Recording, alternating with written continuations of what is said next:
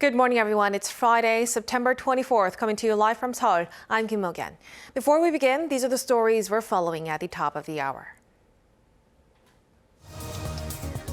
South Korea sees a record number of daily infections Friday as the effects of the 5-day-long Chuseok holidays become evident. The nation will return to tightened distancing measures beginning today, allowing gatherings of only up to 2 people after 6 p.m. in the capital area. North Korea says it's too early to call for the end of the Korean War, claiming nothing will change as long as the political situation surrounding Pyongyang remains the same. This follows President Moon's call for the declaration of war on the peninsula at the UN General Assembly.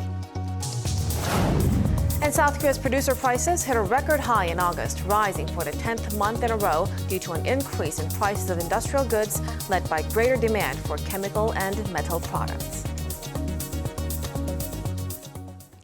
We begin with the COVID-19 situation. South Korea has reported its highest ever daily caseload since the start of the pandemic. The situation was expected to worsen after the holidays, but the effects are showing sooner than authorities thought. For more, we have our Kim Do-yeon at the News Center.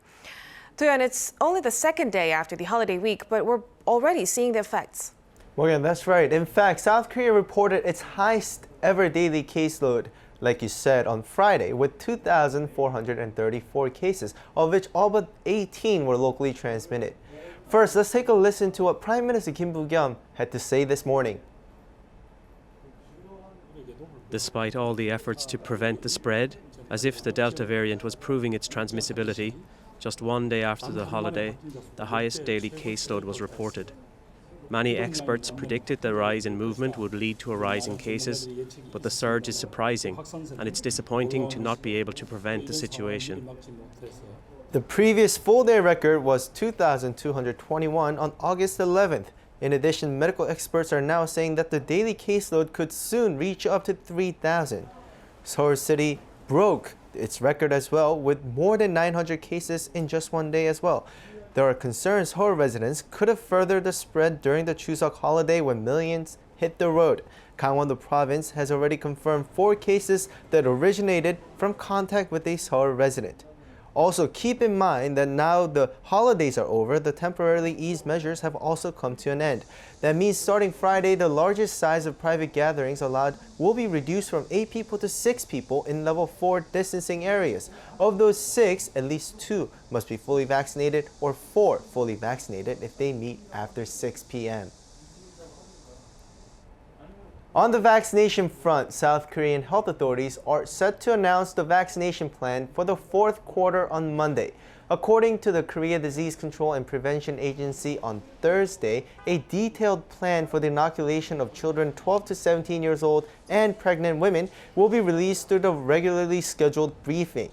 This comes as the country's vaccination experts committee in August recommended inoculating the 2 groups. In addition, plans for booster shots and vaccination of those yet to sign up for a shot will also be discussed. The committee recommended that booster shots should be administered with the same prioritization for inoculations for the first 2 doses. A U.S. Centers for Disease Control and Prevention Agency's advisory panel has recommended Pfizer booster shots, but only for those over 65 and some adults with underlying medical conditions. However, they didn't back the shots for young adults in the high-risk groups, such as frontline medical workers. The guideline voted on by the CDC's Advisory Committee on Immunization Practices still need to be signed off on by agency's Director Rochelle Walensky. This is another step closer to the rollout of the booster shots, but the target group is smaller than expected. The guideline also only recommends a 3rd dose for those who have already been fully vaccinated by Pfizer's vaccine.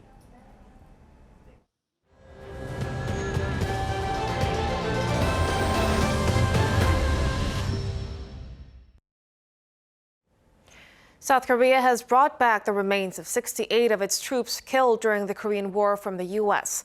2 of them returned on board President Moon Jae-in's presidential plane with fighter jets escorting them for the final leg of their journey. Our Chang Tae-hyun reports. Coming back home 70 years after the Korean War, the remains of South Korean soldiers that were killed in the Battle of Chosin Reservoir were discovered by North Korea and sent to Hawaii, along with those of American troops. President Moon Jae-in, just ahead of his departure from Hawaii, attended a joint ceremony with the U.S. for the handover of the remains. Moon received the remains of 68 Korean soldiers from the U.S., including those of 2 soldiers who have been identified as Private First Class Kim Seok-ju and Jung Hwan-jo, who were transported on Moon's presidential jet after the event. 지금 대한민국의 영웅 고 김석주, 정환소 일병 2분의 영웅께서 공군 1호기에 탑승하셨습니다. 모두 자리에서 일어나 경건한 마음으로 두 영웅을 맞이해주시기 바랍니다. The caskets carrying the bodies were draped in the South Korean national flag and were placed on the seats of the aircraft in a show of high respect for the wartime heroes. As they entered South Korea's air defense identification zone, their aircraft was escorted by 4 F-15K fighter jets to honor their return. 국가 수호의 임무는 후배들에게 맡기시고 모두의 품에서 편히 잠드시길 바라겠습니다. 지금부터 대한민국 공군이 선배님들을 안전하게 수호하겠습니다. 필승! A repatriation ceremony was held at Seoul Air Base in Seongnam, and 8 family members of Private First Class Kim Seok-ju and Jung Hwan-jo were at the event. Heroes, thank you for your service. We will remember your names. Chang Tae-hyun, Arirang News. South Korean President Moon Jae-in has reiterated his proposal for an end-of-war declaration made during his recent address to the UN General Assembly, as now is the time for talks and dialogue is a step toward a peace treaty. Our senior Blue House correspondent Kim Min-ji has this report. A declaration to end the 1950-53 Korean War is a procedure toward a peace treaty. This is according to President Moon Jae-in as he spoke Thursday to reporters on board Air Force One on his way back to Seoul following stops in New York and Hawaii. 전쟁을 완전히 끝내고 북미 간 관계가 정상화되는 것은 나중에 평화 협상을 거쳐서 평화 협정이 체결되어야만 비로소 가능한 것이고 또는 평화 협상에 들어가는 이른바 입구에 해당하는 것이고 이제 전쟁을 끝내고 이제 평화 협상으로 들어가자라는 일종의 정치적 선언입니다. At the UN General Assembly this week, President Moon proposed that parties closely involved in Korean Peninsula affairs, the two Koreas, the US, and potentially China, declare an end to the war. However, the South Korean leader said there needs to be a two-track approach as he acknowledged the regime's nuclear capability. 지금은 이제 북한의 핵이 상당히 이제 좀 고도화됐다 할까 좀 진전이 됐기 때문에 이제는 이 평화 협상과 별개로 북한의 그 비핵화가 또 이루어져야 되고 이 북한의 비핵화는 북한이 단계적으로 비핵화를 해가는 데 따라서 또 거기에 가해져 있는 유엔 안보리 제재가 또 단계적으로 해제되어 가고 또 미국에서 단계적인 상응 조치를 취해주고 하는 투 트랙의 지금 협상이 필요한 것입니다. He affirmed that such a declaration will not lead to any immediate changes, nor would it impact the Seoul-Washington alliance, such as the stationing of U.S. troops on the peninsula. 종전 선언하고 또 뭐 주한미군의 철수라든지 한미동맹 이런 거하고서는 아무런 관계가 없습니다. 한미동맹이나 주한미군의 주둔은 그냥 한국과 미국이 양국 간의 주국국가로서 합의해서 하는 것이고 그것은 북미 관계가 정상화되고 북미 간의 수교가 이루어지고 난 이후에도 한국과 미국이 필요하면 동맹을 하는 것이고 미군이 한국에 주둔을 하는 것입니다.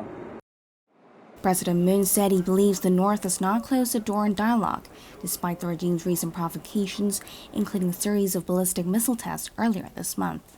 To that end, he urged the North to return to the negotiating table, highlighting Washington's call to deal with the nuclear issue through dialogue and diplomacy. 지난번에 미사일을 발사하긴 했지만 그러나 뭐 원래 약속했던 핵실험이라든지 ICM 발사 시험이라든지 그 모라토리움 그것은 지금도 유지하고 있고 맞으면 그 미국이 이 대화를 단념하지 않을 정도의 저강도의 어떤 그 긴장 고조 이런 것만 지금 하고 있기 때문에. President Moon left the door open for the potential development of inter-Korean relations at the 2022 Winter Olympics in Beijing next February, adding that he believes North Korea will decide that dialogue and diplomacy is beneficial at the end of the day. 김민지, Arirang News. Meanwhile, North Korea has reacted to President Moon Jae-in's proposal for an end-of-war declaration, saying it's too early to consider such a step. For more on this, we have our North Korean affairs correspondent, Kim Dami, on the line for us. Dami, give us the details. Morgan, North Korea has rejected President Moon's recent proposal to declare a formal end to the 1952-53 Korean War, calling any such action, quote, premature. The regime's Vice Foreign Minister Lee Tae-yong said in the statement issued by the North State media Friday, arguing a declaration would be meaningless as long as Washington's, quote, hostile policy toward the North remains unchanged. He then pointed out that the withdrawal of the U.S. policy is a top priority for peace and stability on the Korean Peninsula. The rejection comes just a matter of days after President Moon proposed at the UN General Assembly that the two Koreas, the U.S. and possibly China, declare an end to the war that technically went from hot to cold in 1953 with an armistice agreement. Lee's statement also called it a double standard, that Pyongyang's move to strengthen its defense power is viewed as a provocation, while Washington's move are seen as a shoring of deterrence. But the statement did leave some room for compromise. Lee said an end-of-war declaration is an issue that should be addressed to foster a system that could guarantee peace in the future. That's all I have for now. Back to you, Morgan. Thank you for the updates, Tammy. Now, the United States has said it is seeking complete denuclearization when asked about President Moon Jae-in's recent declaration regarding ending the Korean War. In a phone briefing held Wednesday local time, a top official from the U.S. Department of State said Washington is open to dialogue with Pyongyang to pursue complete denuclearization on the peninsula. The official refrained from providing an exact position on where the United States stands following President Moon's call for an end of the war at the UN General Assembly on Tuesday. Though fighting ceased on the peninsula in 1953, the war has technically continued as a formal peace treaty was never signed by the two Koreas. The latest defense budget bill submitted by the U.S. Senate has squashed any remaining speculation that there might be a reduction in the number of U.S. troops stationed in South Korea. Our Kim Hyo-sun tells us more. The U.S. Senate Committee on Armed Services has submitted a defense budget bill for fiscal year 2022 that does not specify a minimum number of American troops stationed in South Korea. This compared to the past three National Defense Authorization Acts for the fiscal years 2019 through 2021. Instead, the bill underscores the importance of security cooperation with Washington's allies and partners in the Indo-Pacific region, as well as the need for a U.S. military presence in South Korea for regional peace and security. It's now set to be voted on at a plenary session. The submission comes after the House Armed Services Committee's passing of its own defense authorization bill this month, which also does not specify the minimum number of troops in U.S. forces Korea. After the former Trump administration began to use the USFK as a bargaining chip in defense cost-sharing talks with Seoul, Congress has begun adding a lower limit for the over 28,000 American military forces in Korea. Once the Senate and House pass their own respective bills, they will go through a reconciliation process to have a single bill that can be signed into law. In a supplementary report to the defense bill, the Senate committee called North Korea a rogue state that continued to develop weapons that threatens the U.S. and its allies. It explained how the regime wants to develop various weapons, including miniaturized nuclear warheads, tactical nuclear weapons, and hypersonic glide vehicles. Kim Hyo-sun, Arirang News. The top diplomats of South Korea and Japan met in New York Thursday on the sidelines of the UN General Assembly. Following the talks, which lasted less than an hour, Seoul's Foreign Ministry said Foreign Minister Chung Eui-yong and his Japanese counterpart, Toshimitsu Motegi, had a candid exchange on their future ties. Chung urged Tokyo to lift its strict export control measures and work to narrow the gaps over their historical rows. Despite those tricky topics, they agreed to cooperate for regional peace and stability. China has slammed Taiwan's application to join the Comprehensive and Progressive Agreement for Trans-Pacific Partnership. China's foreign ministry said Thursday that Taiwan should be blocked as there's only a one China and Taiwan is Chinese territory. Earlier, Taiwan announced its bid to join less than a week after China itself has filed. The CPTPP is one of the biggest trade blocs in the world, representing over 13% of global trade. A Chinese real estate developer is on the brink of defaulting on its debts, causing concern of a collapse like that of Lehman Brothers in 2008. Some analysts believe this worst-case scenario is unlikely, and the impact on stock markets will be limited. Seoul reports. Investors are keeping a close eye on Chinese property developer Evergrande, which is at risk of collapse due to huge debts. Founded in 1996, Evergrande is one of China's largest developers, building and selling millions of apartments each year, mainly for middle-class Chinese families. The company has more than 1,300 real estate projects in 280 cities in China and employs 200,000 workers. Twice last week, Evergrande warned investors that it could default on its $300 billion debt, which is as much as 2% of China's GDP.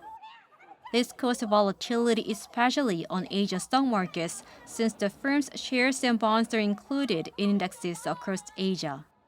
Hong Kong's Hang Seng was down 3.3% on Monday, and Japan's Nikkei 225 dropped 2% on Tuesday following a Monday holiday. Korea's benchmark Kospi also closed 0.4 lower on Thursday, following a 3-day holiday.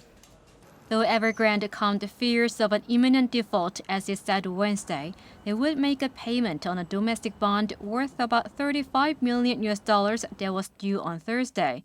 The company faces repayment deadlines for staggering amounts of money coming up over the next few years.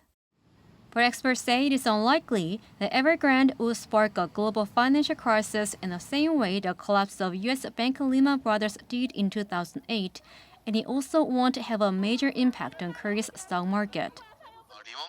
When the Lehman Brothers scandal broke out, mortgage derivatives were spread across the global market, but most of Evergrande's debt is in yuan, meaning the issue is highly likely to remain in the domestic market. And because of this, even though the potential default of Evergrande can pose emotional pressure on investors, the Kospi, South Korea's benchmark stock index, is unlikely to face panic selling. The expert added that the main concern is that the Korean economy is highly dependent on China when it comes to exports, and the world's second-largest economy could be hit hard if its giant real estate developer goes bankrupt, since it owes money to banks, retail investors, and suppliers. Bank of America on Tuesday lowered China's economic outlook this year from 8.3% to 8% due to concerns over Evergrande. 서은경, Arirang News. South Korea's producer prices hit a record high in August, rising for the 10th month in a row. The Bank of Korea says the index stood at almost 111, up 0.4% on month. It soared 7.3% on year, the biggest increase in 10 years. Officials attributed the rise to the higher prices of industrial goods, led by greater demand for chemical and metal products. It was also driven by higher prices of agricultural products because of the unusually hot summer. New York's Metropolitan Museum of Art will reportedly expand its Arts of Korea gallery. South Korea's culture minister told reporters after the First Lady's visit to the museum. Hwang Hee said the Met presented the Korean government with a larger space than the currently used gallery. The South Korea art collection is exhibited in an area of 165 square meters, a relatively small space compared to those used for China and Japan. If the gallery does get expanded, the government will provide long-term rental of domestic artifacts rather than financial support.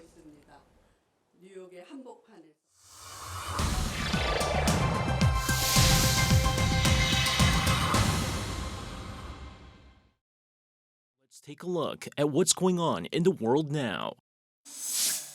We start things off in Washington, where the U.S. House of Representatives on Thursday approved a bill to provide funding for Israel's Iron Dome after it was initially removed from a separate bill to prevent the government shutdown. The massive $1 billion in funding for the aerial defense system had been included in the must-pass legislation that the House brought up earlier in the week, but the provision was removed from the final version to appease a group of progressives who argued they would sink the legislation unless that funding was struck from it. The bill was easily passed 420-9, with 8 Democrats and 1 Republican voting against the bill. As of last November, the U.S. had provided $1.6 billion to Israel for the Iron Dome, including funding for its batteries, interceptors, co-production costs, and general maintenance. The latest funding would be specifically used to replace missile interceptors that were used during heavy clashes with Hamas in May. The funding is also consistent with the 2016 Memorandum of Understanding between the two allies, which commits the U.S. to providing additional assistance to replenish the Iron Dome after periods of fighting, in order to allow Israel to continue to defend itself from attacks. However, the bill now goes to the Senate, where it's still unclear when it will get a vote. Moving on over to Yemen, where footage on social media gave a glimpse inside Yemen's newly explored 30-meter-wide sinkhole and natural wonder known as Well of Hell. The phenomenon, located in the country's Al Mara province in the southern part of the Arabian Peninsula, is 112 meters deep and remained largely undiscovered until a team of explorers ventured inside using sophisticated equipment. The exploration team found snakes, frogs, birds, as well as pearls at the bottom, with light waterfalls surrounding some parts of the cave.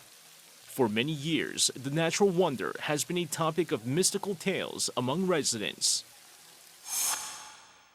Finishing things off with some exciting news for music fans, as Nirvana's famous second album, Nevermind, will celebrate its 30th anniversary Friday.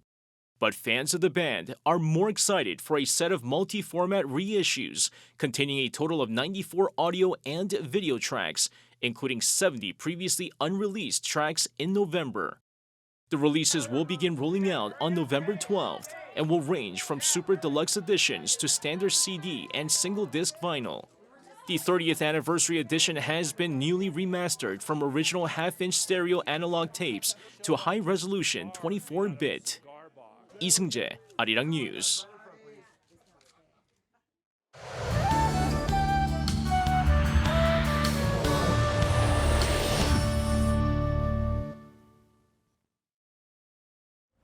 Good morning.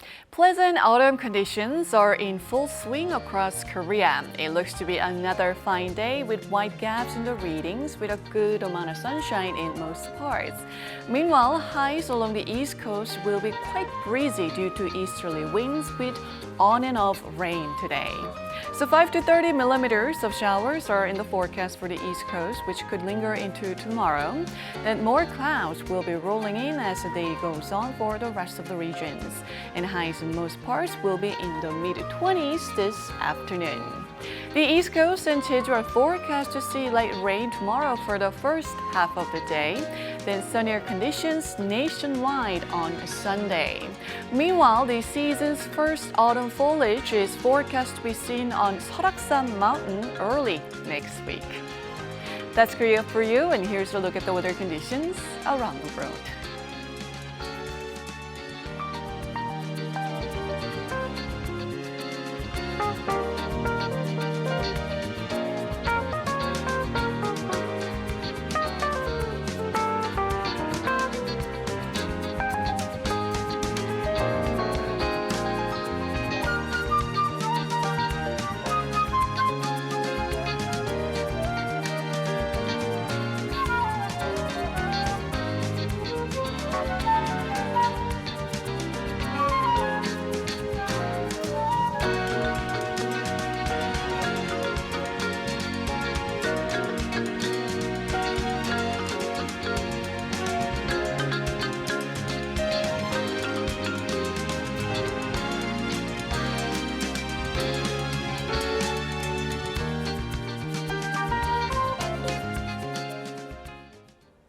And that will do it for us at this hour on Arirang News. We'll be back with our next newscast at noon Korea time.